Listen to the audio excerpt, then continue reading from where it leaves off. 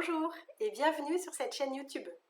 Nous sommes malheureusement en pleine épidémie de Covid-19 et je viens vous parler à travers ces différentes vidéos de la mort, sujet tabou dans la société, à l'école, dans l'entreprise, et pourtant la mort fait partie intégrante de la vie. Alors aujourd'hui plus spécifiquement, j'aborderai la question de l'accompagnement des enfants et des ados en deuil de façon assez concrète par un jeu de questions-réponses. L'objectif il est de vous aider à accompagner ces enfants, ces ados que vous connaissez, qui sont en deuil, pour vous aider à mieux reconnaître et prendre en charge leur douleur, leur souffrance, et peut-être à vous donner quelques éléments clés pour leur répondre concrètement. Je vais commencer par la question d'annoncer à un enfant, un adolescent, la mort de son proche, ou de lui annoncer que la personne qu'il aime, son proche, risque de mourir. Bien sûr, on ne sait jamais à quel moment la mort surviendra exactement. Mais si les médecins vous ont informé que votre proche est en fin de vie, que ses jours sont comptés, et alors que votre enfant demande très directement si papa, si la grande sœur va mourir, va bientôt mourir, on peut en tant qu'adulte être tenté de mentir, d'éluder la question ou de trouver une parade. Par exemple dire « Ah bah regarde, il va mieux qu'hier, elle a fait quelques pas, ah, elle a bien déjeuné aujourd'hui ».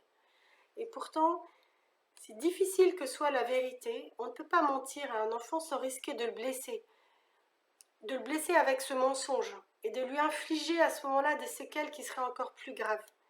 Alors entre silence, mensonge et parade, eh bien, je vous invite à vous faire confiance pour trouver la parole vraie qui serait adaptée bien évidemment à l'âge de l'enfant, parce qu'on ne va pas trouver les mêmes mots auprès d'un enfant qui aurait 4 ans ou auprès d'un enfant qui en aurait 12 par exemple. Ce qui est sûr, c'est que souvent les enfants ont tout vu, tout compris, en tout cas ressenti, senti beaucoup. Je vais vous donner un exemple. Mes filles aînées, environ 1 mois avant la mort de leur papa, elles avaient 8 et 9 ans, m'ont toutes les deux, à 2 moments différents et de façon séparée, dit qu'elles avaient peur que leur papa ne meure bientôt de cette maladie qui allait effectivement l'emporter quelques semaines plus tard.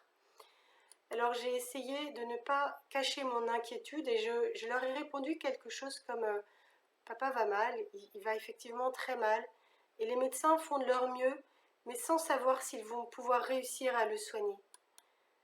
Je vous invite à vous faire confiance pour trouver les mots, pour dire la vérité avant tout, donc avec vos mots à vous, avec vos larmes, avec vos émotions, pour informer avec des termes clairs cet enfant que vous accompagnez. Alors ce qui peut vous guider pour répondre à cet enfant, à cet adolescent qui demande si papa ou si grande sœur va bientôt mourir, c'est le respect que vous allez témoigner à l'enfant et la bienveillance que vous allez vous accorder aussi à vous-même en tant qu'adulte. Et rien ne vous empêche de dire la vérité de l'instant et de dire quelque chose comme aujourd'hui, à ce moment-là, je ne me sens pas en mesure de t'en parler. C'est trop difficile pour moi. Il me faut un peu de temps et je te promets que je vais te répondre après, tout à l'heure. Alors, lorsque la mort est survenue, lorsque la mort vient de survenir, eh bien, que dire à cet enfant que vous accompagnez? Comment lui annoncer l'inacceptable? Encore une fois, dire la mort. Prononcer ce mot qui est difficile, bien sûr, mais sans utiliser des subterfuges tels que il est disparu, ou bien elle est partie, ou encore elle s'est endormie. Sinon, l'enfant va imaginer, il va bâtir des hypothèses dans ce monde imaginaire qui lui appartient, qui n'appartient qu'à lui et qui nous dépasse, et qui risque aussi de le dépasser lui-même. Nous avons vu dans une autre vidéo que l'enfant a une pensée magique et qu'il a une vision autocentrée.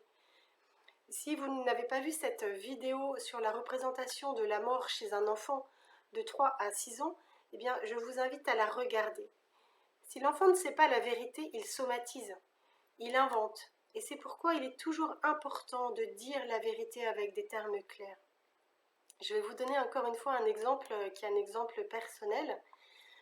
Au soir de la mort de mon mari, je suis rentrée de l'hôpital chez nous pour retrouver mes enfants qui étaient gardés par leurs grands-parents. Et je les ai pris tous les 4 dans les bras, comme ça. L'aîné avait 9 ans. Et je leur ai dit quelque chose comme « Votre papa allait mal, et maintenant, et à présent, il est mort ». À l'époque, c'était il y a 6 ans, je ne savais rien de la pensée magique de l'enfant. Donc je n'ai pas pu les rassurer en évoquant la responsabilité qu'ils auraient pu croire avoir entre leurs pensées, leurs actes et la réalité de la mort tragique.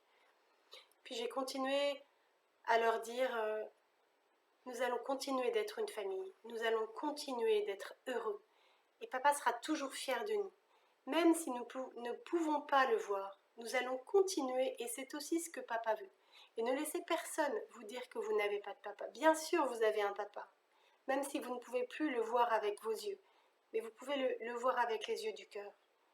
Et la famille, les amis, les parrains et marraines seront aussi toujours là. Je les ai rassurés sur le fait qu'ils allaient continuer à être entourés par moi et par tous nos proches de façon plus large.